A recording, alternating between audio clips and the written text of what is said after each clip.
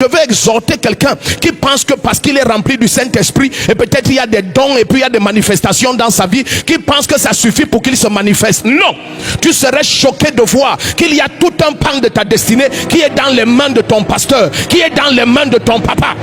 Plusieurs commencent bien et finissent mal parce qu'ils croient que la seule onction et les manifestations suffisent pour qu'on aille au devant de la scène.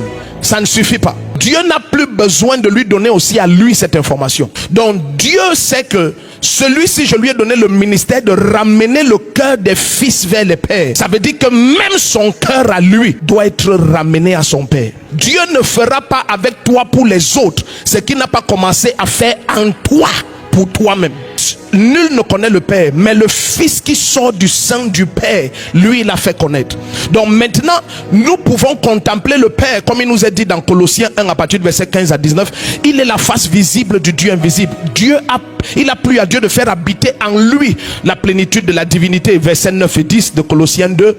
Donc tu vois, Jésus-Christ nous révèle le Père d'abord à cause de son union avec le Père, de sa communion avec le Père et des révélations qu'il a dans cette intimité. Mais vous serez choqués de découvrir qu'au moment où Jean-Baptiste est présenté au peuple, et on a l'impression dans Luc 1 verset 80 que ok, Dieu l'a préparé toutes ces années, il est prêt. Vous allez être choqués de découvrir que Jean-Baptiste, qui va dire voici l'agneau de Dieu qui ôte les péchés du monde, lui-même il ne connaît pas qui il est. Il a grandi en stature, il s'est mis à être fortifié dans son esprit. Autant marqué, Dieu l'a amené en manifestation devant le peuple.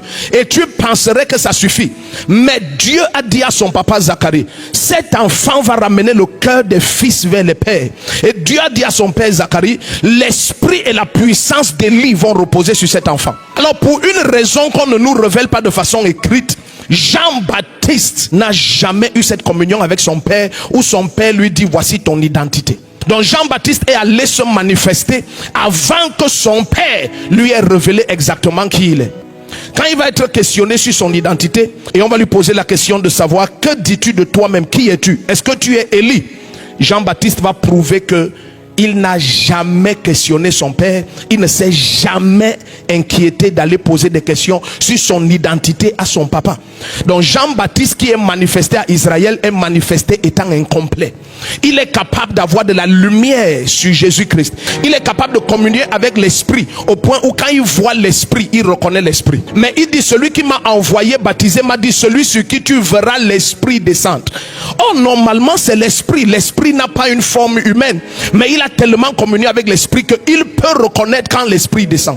Mais lui qui a communié avec l'esprit, lui qui était fortifié au désert, parce que je veux exhorter quelqu'un qui pense que parce qu'il est rempli du Saint-Esprit, et peut-être il y a des dons et puis il y a des manifestations dans sa vie, qui pense que ça suffit pour qu'il se manifeste. Non, tu serais choqué de voir qu'il y a tout un pan de ta destinée qui est dans les mains de ton pasteur, qui est dans les mains de ton papa.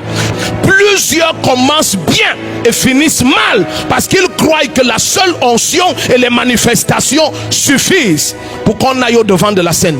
Ça ne suffit pas. Alors Jean-Baptiste, on va lui demander